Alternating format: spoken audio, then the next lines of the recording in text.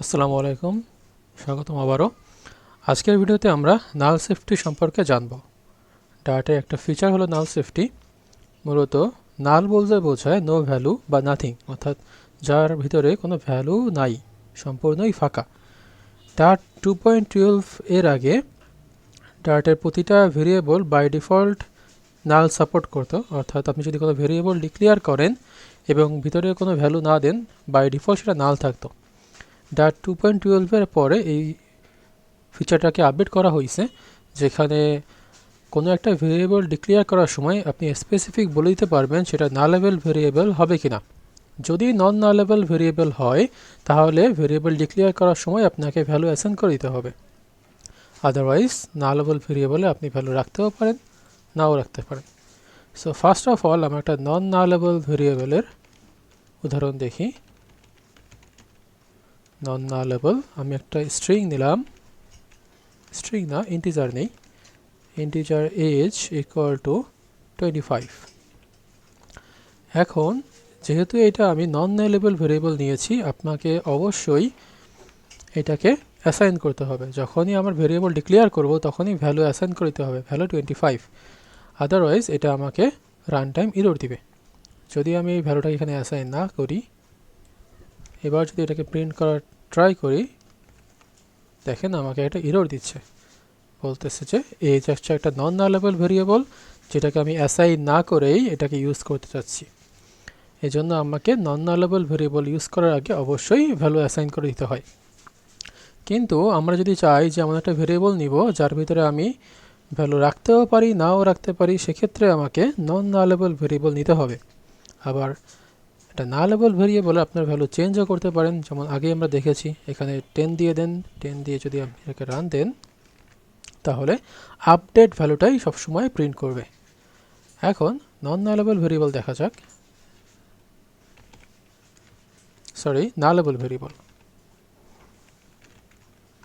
নালেবল variable বলতে বোঝায় যেই ভেরিয়েবলের ভিতরে আমি ইনিশিয়ালাইজ করার সময় ডিক্লেয়ার করার সময় ভ্যালু ইনিশিয়ালাইজ করব না, পরবর্তীতে আমরা এখানে কোনো ভ্যালুকে ইনিশিয়ালাইজ করব। তো নন নালেবল ভেরিয়েবল আমরা তৈরি করা দেখলাম। এখন আমরা নালেবল ভেরিয়েবল তৈরি করা দেখি। প্রথমে আমরা ইন্টিজার নিলাম, ইন্টিজার এজ 1, অন্য একটা ভেরিয়েবল নিলাম এজ 1, এখানে দিলাম আমি 50। এবার এখানে যেহেতু আমি নালেবল তৈরি করব, তাহলে এখানে কি করতে হবে, ইন্টিজার লেখার পর একটা কোয়েশ্চেন মার্ক দিতে হবে, কোয়েশ্চেন মার্ক। এখন আপনি চাইলে এখানে ভ্যালুটা দিতেও পারেন, নাও দিতে পারেন, কোনো সমস্যা নেই। তাহলে প্রিন্ট করার সময় এবার কি আমাদের ইরর দিবে? না, এবার ইরর দিবে না। কারণ কি, এটা নালেবল ভেরিয়েবল, এটাকে আমরা নাল রাখতে চেয়েছি এবং নাল রেখেছি। এটাকে প্রিন্ট করি, তাহলে দেখেন কোনো ইরর দেয়নি এবং বলতেছে এটা নাল, ফাঁকা, এর ভিতরে কোনো ভ্যালু নাই। এখন আমি চাইলে এটাকে পরবর্তীতে ভ্যালু অ্যাসাইনও করতে পারি। এজ 1 এর ভিতরে একটা ভ্যালু অ্যাসাইন করে দেই 50। অর্থাৎ প্রথমে এটাকে আমি বলেছিলাম এটা নাল থাকবে, ভ্যালু অ্যাসাইন করব না, পরবর্তীতে মন চাইলে একটা ভ্যালু অ্যাসাইন করেও দিলাম। এবার প্রিন্ট করলে দেখেন 50 শো করতেছে, অর্থাৎ এটা রান টাইমে ক্র্যাশ করেনি আগেরটার মতো। এটা যখন আমরা ভ্যালু অ্যাসাইন করি তখন ক্র্যাশ করেছিল, বাট নালেবল হওয়াতে এজ 1 ক্র্যাশ করেনি, জাস্ট নালটাকেই সেফলি প্রিন্ট করে দিছে। এটাই হচ্ছে নালেবল ভেরিয়েবলের সুবিধা, এটাই নাল সেফটির সুবিধা। তো এখন আমরা চাইলে এটা প্রিন্ট করানোর পর এখানে আমি নাল বলতে পারি যে age 1 is equals to null, ফাঁকা। নাল একটা কিওয়ার্ড, নাল বলে দিয়ে এটাকে আমি প্রিন্ট করতে পারি, প্রিন্ট এজ 1। তাহলে কি হবে, এটা এখন আমাকে নাল বলবে যে এজ 1 নাল আছে। দেখেন এই যে প্রথমে বলতেছিল এজ 1 50, তারপরে বলতেছে এজ 1 নাল, ফাঁকা, কারণ এখানে আমি নাল করে দিছি। প্রথমে 50 রেখে পরবর্তীতে নাল করে দিছি। এখন নালেবল ভেরিয়েবলকে নাল করা যায়। এখন নাল কেন করি, যখন আমার কোনো ভেরিয়েবলের ভিতরে ডাটা রাখার প্রয়োজন নেই, তখন নাল করে দিলে দেখা যাচ্ছে এটা মেমোরি সেফ থাকে, মেমোরিতে ভ্যালু অ্যাসাইন করে না, মেমোরি ফাঁকা থাকে, মেমোরি কনজিউম হয় কম।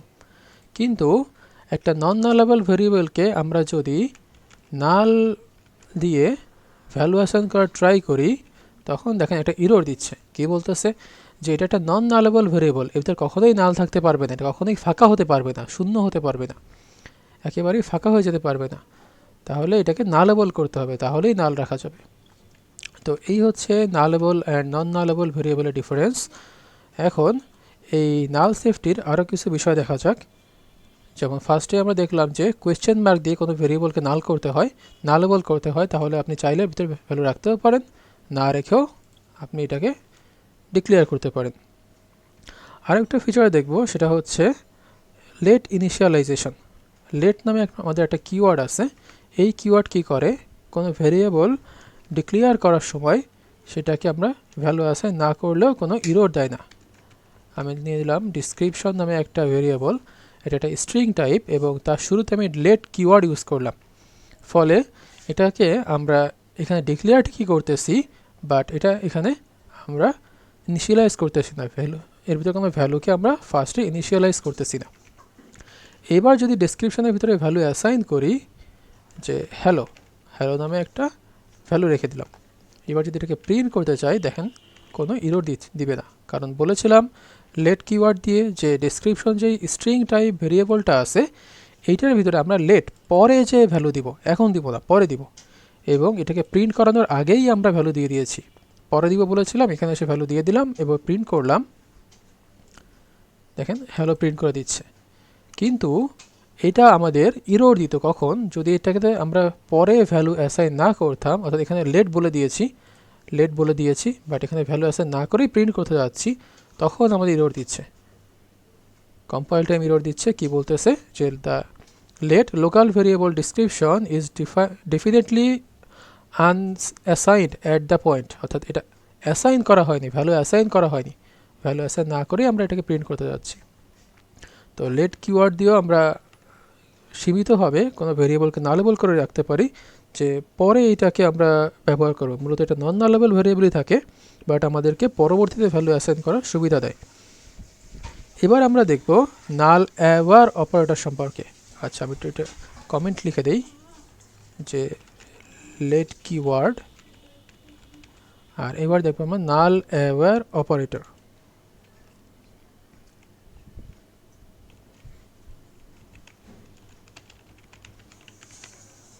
এটাকে মূলত কোয়েশ্চেন মার্ক ইউজ করা হয় এখানে, কোয়েশ্চেন মার্ক।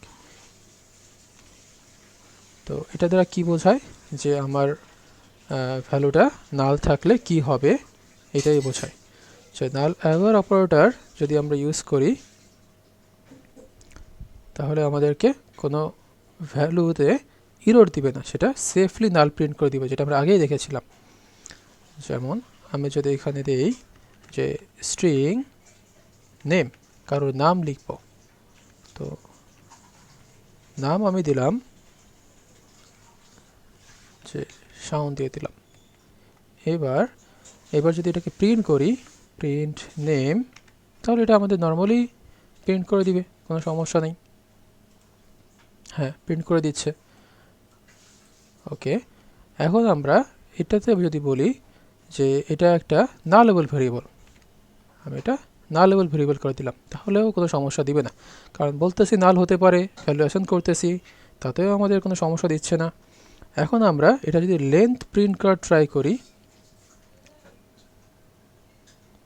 তাহলে এটা কি আমাদের লেন্থ কি প্রিন্ট করে দিবে? ডট লেন্থ, লেন্থ দ্বারা বোঝায় কোনো স্ট্রিংয়ের লেন্থ, অর্থাৎ এটাতে কতগুলো ক্যারেক্টার আছে, 5 ক্যারেক্টার। ওকে, ডান, কোনো সমস্যা নেই। এখন আমরা চাচ্ছি এইটাতে কোনো ভ্যালু অ্যাসাইন করব না, এটা নাল রাখবো, বাই ডিফল্ট এটা নাল করে দিব। নাল করে দিয়ে যদি এবার লেন্থেই দেখেন একটা ইরর দিচ্ছে। কেন ইরর দিচ্ছে? বলতেছি এটা নাল আছে, এটা ফাঁকা আছে, এখানে কিছুই নাই। আবার আমি লেন্থও প্রিন্ট করতে যাচ্ছি, তাহলে যার কোনো লেন্থই নাই তার লেন্থ প্রিন্ট করতে যাচ্ছি, তো এখানে একটা আমাদের ইরর দিচ্ছে। তো এই ইররটা আমরা কীভাবে করতে পারি? নাল অ্যাওয়ার দিয়ে এটাকে সলভ করতে পারি। এখানে নাল অ্যাওয়ার দিয়ে বললাম যে এখানে যদি আমাদের লেন্থ পাওয়া যায় তাহলে লেন্থটাকে প্রিন্ট করো, আদারওয়াইজ এখানে তুমি নাল শো করাও। দেখুন নাল, অর্থাৎ এখানে এই যে নেম ভেরিয়েবল তার ভিতরে কোনো ভ্যালু না থাকায় বাই ডিফল্ট সে নাল বলতেছে। নাল অ্যাওয়ার অপারেটর কি করে, যদি কোনো ভেরিয়েবলের ভিতরে ভ্যালু না পায়, নাল পায়, তাহলে সেটাকে ইরর না দিয়ে সরাসরি নাল প্রিন্ট করে দেয়। এটাই ছিল নাল অ্যাওয়ার অপারেটর। পরবর্তী আরও কিছু অপারেটর দেখা যাক।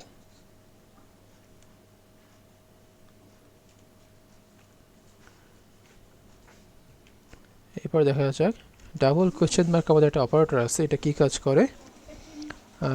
এখন এখানে একটা বিষয় বলে রাখি যে এইখানে আমরা সিঙ্গেল কোয়েশ্চেন মার্ক দেওয়াতে কী হচ্ছিল, আমাদের নাল প্রিন্ট করে দিচ্ছিল যে ভ্যালুটা নাল, কোনো কিছু নাই। ডাবল কোয়েশ্চেন মার্ক দিয়ে আমরা বলে দিতে পারি যদি নাল থাকে তাহলে নাল না শো করে অন্য কিছু শো করো। কারণ আমরা ডেভেলপার, আমরা তো বুঝি যে নাল মানে ফাঁকা। একজন ইউজার সে তো আর বুঝবে না, একজন মোবাইল অ্যাপ ইউজার যে আপনার অ্যাপটা ইউজ করতেছে সে তো আর বুঝবে না যে নাল মানে ফাঁকা। তো তাকে আমরা কীভাবে বোঝাতে পারি, তো আমি ফুল কোডটাই কপি করে নিচ্ছি, সেম কোডেই কাজ করব।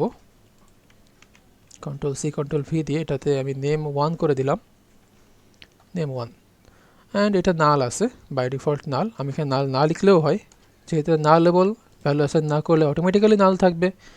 এখন আমি এখানে বলতেছি যে নেমটাকে শো করাও, নেমকে শো করাও, তাহলে কি আসবে, নর্মালি নাল আসবে যেহেতু এখানে কোনো কিছু নাই। বাট আমি এখানে বলে দিব যে এখানে একটা ডিফল্ট ভ্যালু থাকুক। যদি আমাদের এখানে নাল থাকে তাহলে বলবো যে নো ভ্যালুস অ্যাট হেয়ার, এখানে কোনো ভ্যালুই নাই। তাহলে কি এটা বুঝতে আরও সুবিধা হলো। অর্থাৎ যদি আমার ভ্যালুটা থাকে তাহলে ভ্যালু শো করবে, যদি ভ্যালু না থাকে তাহলে নো ভ্যালুস অ্যাট হেয়ার লেখাটা শো করবে, এবং তাই করতেছে। আগের বার সিঙ্গেল কোয়েশ্চেন মার্কে আমাদের কী করতেছিল, যদি ভ্যালু না থাকে তাহলে সরাসরি নাল দেখাচ্ছিল, আর ডাবল কোয়েশ্চেন মার্ক দিলে যদি কোনো ভ্যালু না থাকে সেক্ষেত্রে আমাদেরকে একটা বাই ডিফল্ট ভ্যালু প্রিন্ট করতে দেয়। এবার দেখব আমরা নাল অ্যাসারশন অপারেটর, যেটা আমাদের কি করে আমরা দেখি আস্তে আস্তে। এটা আমাদেরকে ইনশিওর করে দেয় যে এখানে কোনো ভ্যালু নাল নাই। যেমন আমরা একটা এখানে অপারেটর লিখি, তারপর আস্তে আস্তে আমরা যখন কোড এক্সাম্পল দেখব আমাদের কাছে ক্লিয়ার হবে। আমরা স্ট্রিং নিলাম, নালেবল স্ট্রিং, বললাম যে নেম